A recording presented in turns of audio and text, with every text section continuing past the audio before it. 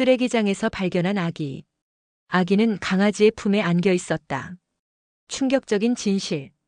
영상 시청 전 여러분의 구독과 좋아요는 영상 제작에 큰 도움이 됩니다.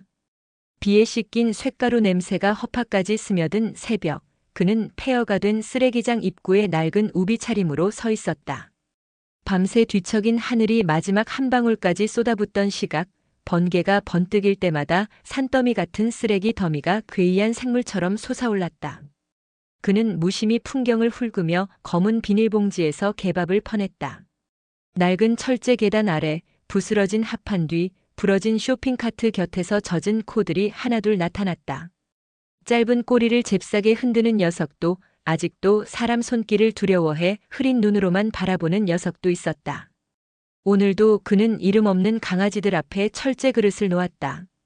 식은 김이 아직 남은 캔 음식과 삶은 고구마, 약간의 닭 가슴살이 정처 없이 뒤섞였다. 먹어 친구들아. 빗소리에 묻힌 독백이 허공에서 흩어졌지만 그에게 대답하는 건 엄청난 물기와 금속성 비린내뿐이었다. 그는 이곳을 찾기 시작한 지 벌써 211일째였다. 몇 달 전만 해도 새끼를 뵌 듯 배가 불룩하던 하얀 얼룩 강아지가 있었다.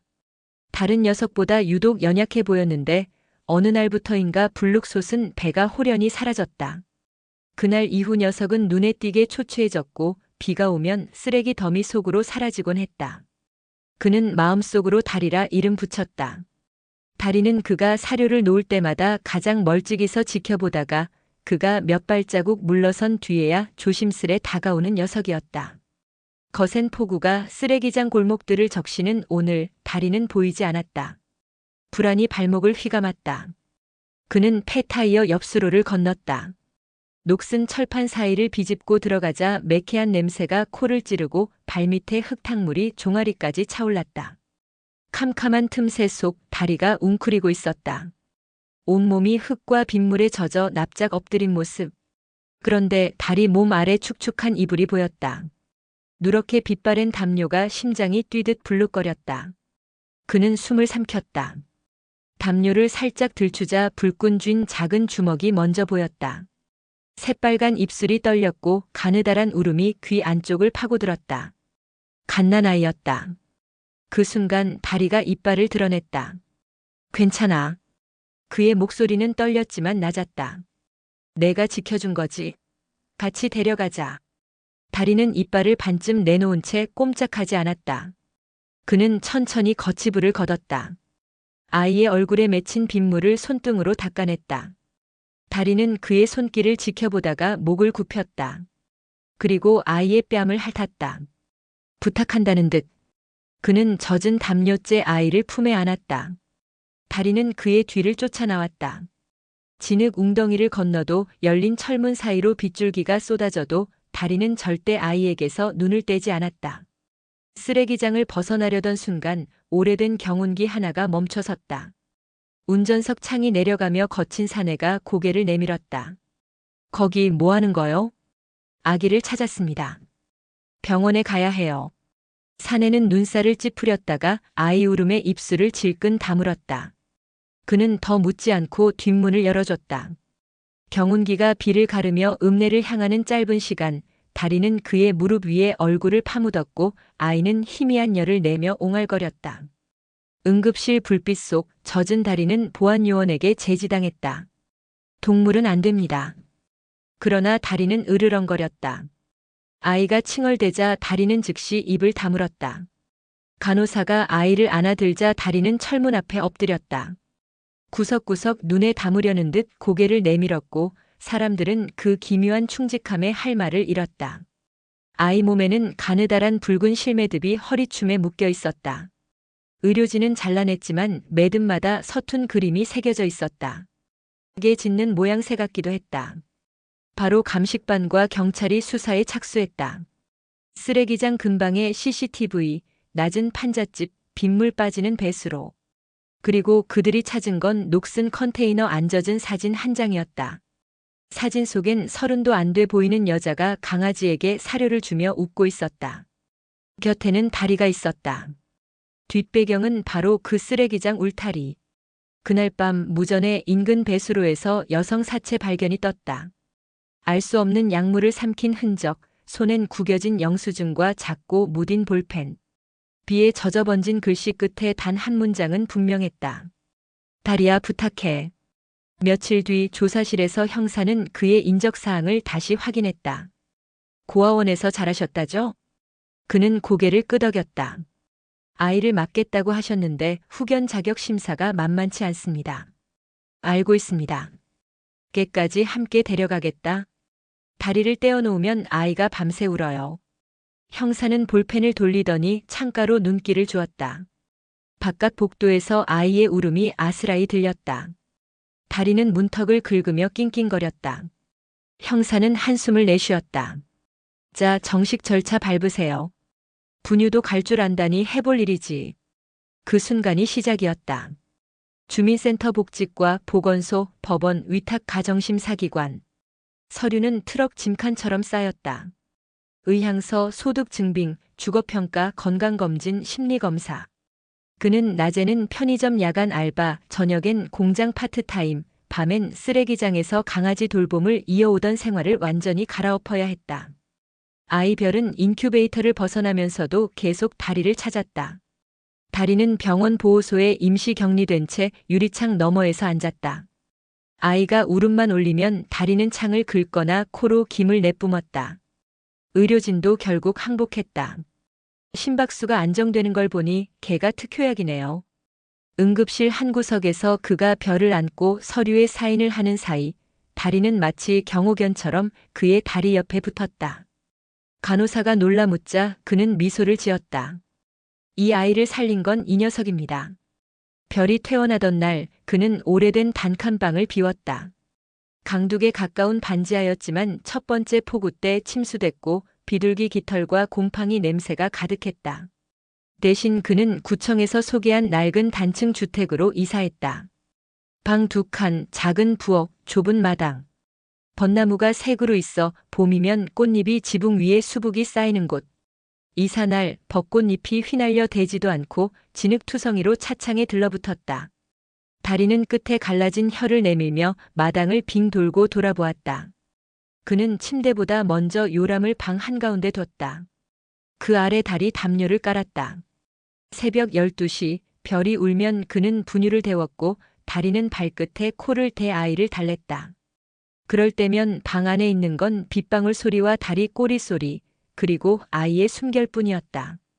한 달 뒤 위탁 가정 1차 면접. 법원 구호위원이 손가락 사이에 볼펜을 끼우곤 말했다.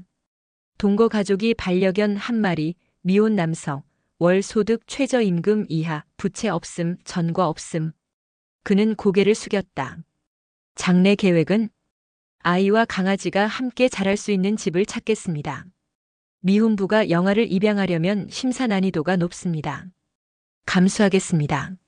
면접관은 서류를 내려두고 그를 똑바로 바라봤다. 그게 때문에 포기하는 게 속 편할 수도 있습니다. 그는 잔기침을 삼켰다. 제가 아이를 살린 게 아니라 다리가 아이를 살렸습니다. 그때 대기실에서 별이 울었다. 다리는 허점을 파고들 듯 문을 밀치고 달려왔다. 면접실에 들어선 다리는 꼬리를 마구 흔들며 아이 옆에 닿았다. 별은 그제야 울음을 멈추고 다리 귀를 잡고 놀았다. 면접관의 얼굴에 아연한 표정이 떠올랐다. 심리적 유대가 상당히 크군요. 정적 끝에 면접관이 펜을 들어 올렸다. 긴급 예외 조항 검토. 아동청 승인 받아보겠습니다. 거기서 끝이 아니었다. 익명의 신고 전화가 이어졌다. 아이 친권 주장을 앞세워 양육 보조금을 노리는 사기성 협박이었다. 그 남자는 밤낮 없이 욕설 문자와 전화를 퍼부었고 어느 날 술에 취해 쓰레기장 인근에서 나타났다. 칼을 든 그는 꺼져가는 가로등 아래서 내뱉었다. 내 새끼야 돌려줘. 칼이 번쩍이며 다리를 겨누었다. 다리는 몸을 낮춰 으르렁댔다. 남자가 내지른 칼날 앞에서 다리는 기꺼이 몸을 던졌고 그가 뒤에서 남자의 손목을 붙들었다. 뒤이어 경비 아저씨가 쇠파이프를 들어 내리쳤다. 칼이 떨어지고 남자는 쓰러졌다. 다리의 옆구리에 얕은 상처가 생겼다. 경찰차 불빛이 난무한 밤 별은 담요에 쌓인 채 무서워 울었다. 다리는 상처 입은 몸으로 그 곁을 떠나지 않았다. 붕대를 감은 다리가 아이를 핥을 때마다 별은 울음을 멈췄다. 친권을 주장하던 남자는 구속됐다. 하지만 한 번의 사건만으로 세상이 변하진 않았다. SNS에 미혼 남계약이라는 자극적인 키워드가 떠돌며 허위 사실이 얽힌 기사들이 퍼졌다. 동정표를 돈으로 바꾸는 신종 사기, 유기동물 이용 입양 브로커 같은 얼토당토하는 루머였다. 그는 그 즈음 퇴근 버스 안에서 기사를 보며 머리가 새하얘졌다. 기사 댓글에는 차마 읽지 못할 독설들이 줄줄이 달렸다. 그날 밤 그는 아이를 옆에 눕히고 다리와 함께 불 꺼진 거실에서 침묵했다. 창밖에 벚꽃잎이 흩날리다 비에 젖어 바닥에 달라붙었다. 다리가 그의 무릎에 머리를 눕혔다. 소리 없이 눈물이 뚝뚝 떨어졌다. 미안하다 다리야. 너까지 다치게 했어. 다리는 꼬리를 한번 흔들고 손등을 핥았다. 별이 잠결에 손을 뻗어 다리 털을 움켜쥐었다. 그 작은 소나기와 따뜻한 개의 체온이 그의 멱살을 붙잡고 끌어올렸다.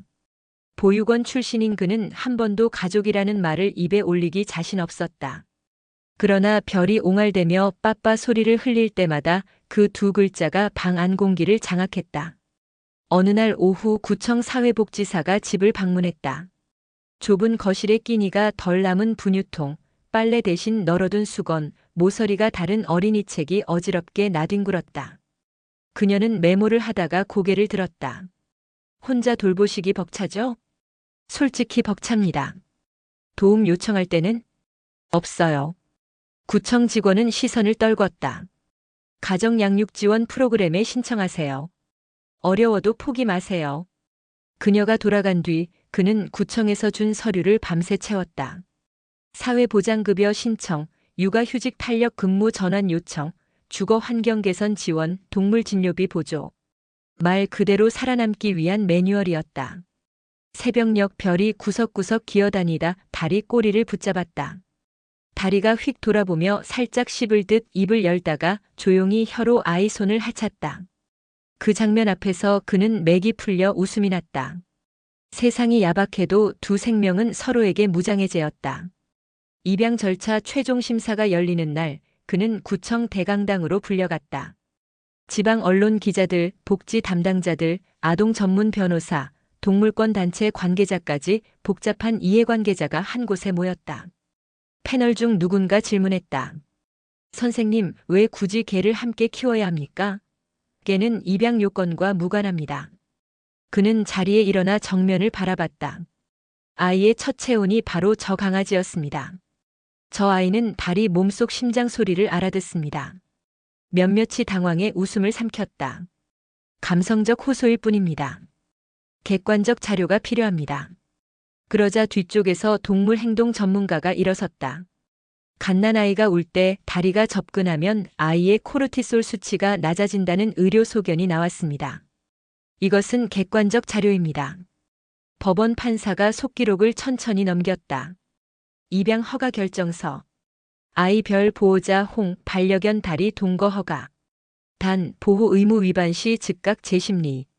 도장 찍히는 소리가 지워지지 않는 메아리처럼 가슴에 남았다. 그는 숨을 몰아쉬었다. 기자들의 플래시가 난사를 시작했다.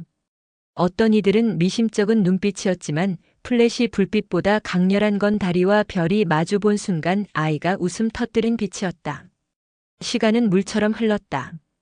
봄이 지나고 여름이 오며 집 마당의 풀들이 무성해졌다.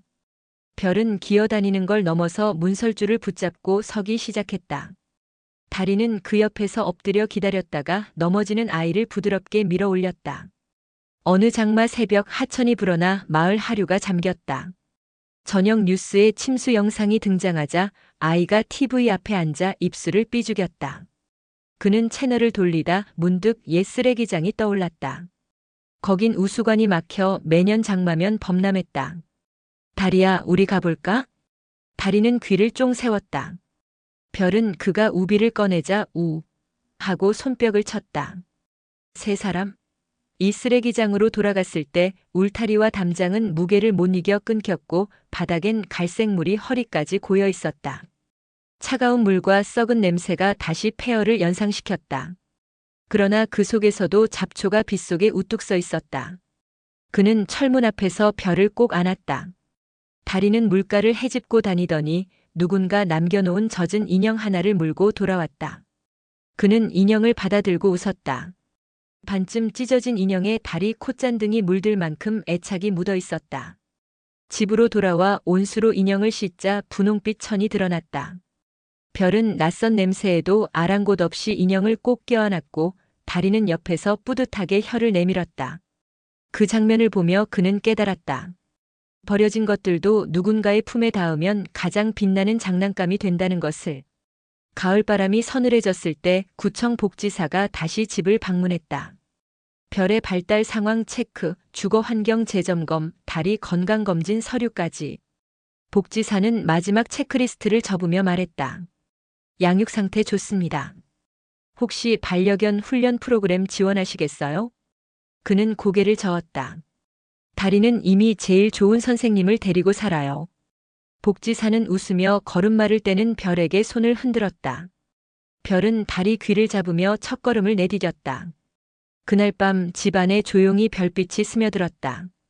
다리는 방문 곁에서 자고 별은 그의 팔에 머리를 대고 꿈틀거렸다. 그는 휴대폰 화면을 내려다봤다. 쓰레기장 재생 프로젝트 주민 설명회. 시는 폐기물 부지에 공원을 조성하려 했다.